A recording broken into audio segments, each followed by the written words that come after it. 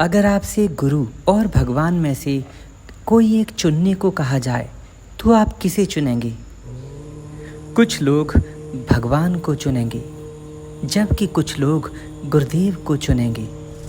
पर प्यारे मित्रों, आपको ये पता होना चाहिए कि भगवत तत्व और गुरु तत्व दोनों एक ही हैं। जैसे मिश्री की डली चाहे कहीं से भी खाओ मीठी ही लगती है, ठीक वैसे ही भगवत तत्व ऐश्वर्यमय है और गुरु तत्व साधनामय।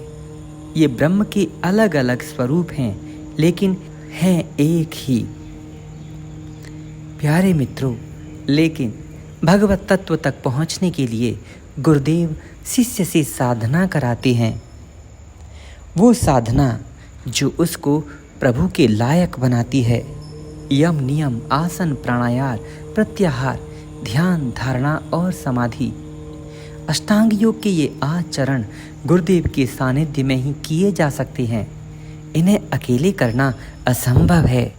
इसके लिए गुरु चाहिए ही। मीराबाई हो या रैदास, प्रहलाद जी हो या ध्रुव जी, स्वयं भगवान श्री राम ही क्यों ना हो अथवा नटनागर भगवान श्री कृष्ण, गुरु सब के हुए हैं। स्वयं परमात्मा ने भी गुरु बनाए हैं, क्योंकि गुरु के बिना उनके मूल स्वरूप तक पहुंचना अत्यंत कठिन है। इसी क्रम में श्री देवराह बाबा सरकार बताते, बच्चा, साधना के रास्ते में गुरु ही पथ प्रदर्शक बनते हैं। इसी कारण शास्त्रों में गुरु तत्व को बहुत महत्व और श्रेय दिया गया है। कबीरदास जी भी कहते, गुरु गोविंद तो खड़े काके लागू पाए, बलिहारी गुरु आपने गोविंद दियो बताए। भगवत तत्व जगत नियंता है, कर्मों के अनुसार ही जीव को भोग प्रदान करता है। लेकिन गुरु तत्व असीम दया और करुणा का सागर है। उसकी कृपा भी अहेतुकी है, इसीलिए उसकी शक्ति भी अचिंत्य है।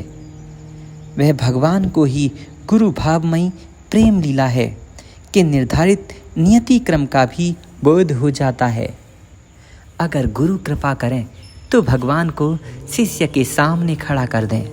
भगवत तत्व का गुरु को ही पूर्ण ज्ञान होता है तथा जो साधन के द्वारा भगवत प्राप्ति कराने में समर्थ होते हैं उन्हें ही गुरु या सद्गुरु कहना चाहिए। ऐसे ही गुरु या सद्गुरु करुणानिधान होते हैं। उनके निकट कोई भी जा सकता है।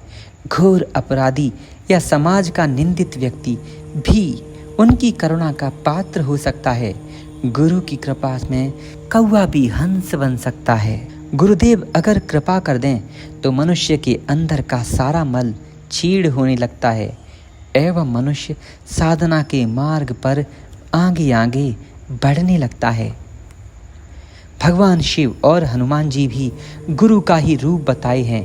वे लोक कल्याण करते हैं और लोक कल्याण ही श्री राम काज है। श्री देवराह बाबा सरकार हनुमत स्वरूप ही हैं। वे तो ऐसे मिथभाषी हैं तथा प्रचार और प्रसार से बाबा हमेशा उदासीन रहते हैं। अपनी उतंग महिमा को जाहिर नहीं होने देते। लेकिन पात्र शिष्य बाबा को पहचान लेते हैं। प्राणी मात्र के उपकार का अवसर आते ही बाबा अपनी यौगिक ऐश्वर्यों को प्रकट कर देते हैं। वैसे ही जैसे भगवान श्री राम के काज के लिए हनुमान जी ने पर्वताकार शरीर रखा था।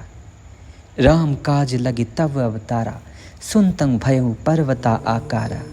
राम काज लगे तब अवतारा, सुनतहि भयउ पर्वताकारा।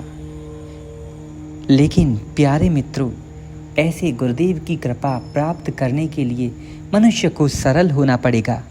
श्री देवराह बाबा सरकार बताते, बच्चा, श्री रामकृष्ण परमहंस तथा उनके शिष्य स्वामी विवेकानंद परम शिष्य थे। विवेकानंद ने अपने को पूर्ण निष्ठा के भाव से गुरु की आज्ञा के अधीन कर दिया था। बच्चा, स्वामी विवेकानंद का जीवन एक आदर्श शिष्य का जीवन है।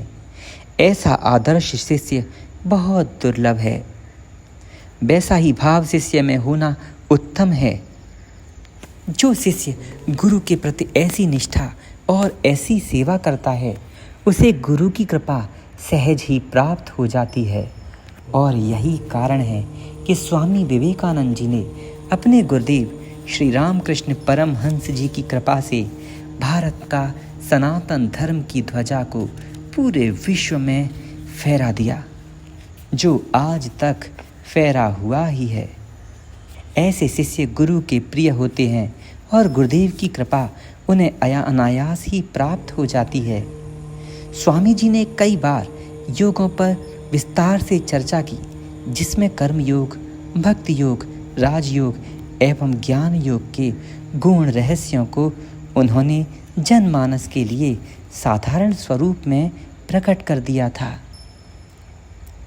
उन्होंने युवाओं के लिए विशेष काम किया और युवाओं को ब्रह्मचारी एवं कर्तव्यनिष्ठ बनने पर बार बार बल दिया।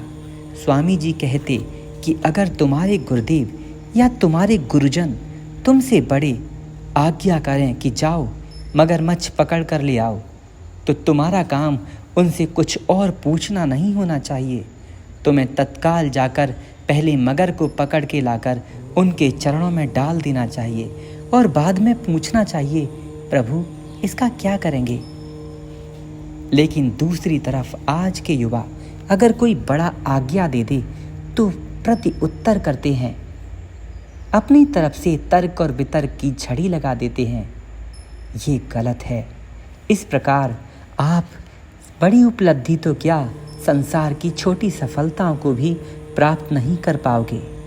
ध्यान रखिए, केवल लौकिक सुख ही सब कुछ नहीं, मनुष्य को आत्मिक शांति ही चाहिए। शांति ही परम लक्ष्य है, क्योंकि शांति, स्थायी शांति बड़ों के आशीर्वाद से ही प्राप्त हो सकती है। ऐसा आशीर्वाद जो परम लक्ष्य परमात्मा तक पहुंचा दे, जो भगवान श्री राम ने हनुमान जी को दिया था, जो नारद जी ने प्रहलाद जी को दिया था, जो भगवान विष्णु ने ध्रुव को दिया था। इसीलिए अपनों से बड़ों की आज्ञा मानिए, वो आपके भले के लिए ही है। जैसे स्वामी विवेकानंद ने मानी, आप भी वैसा करिए। जय श्री हरे।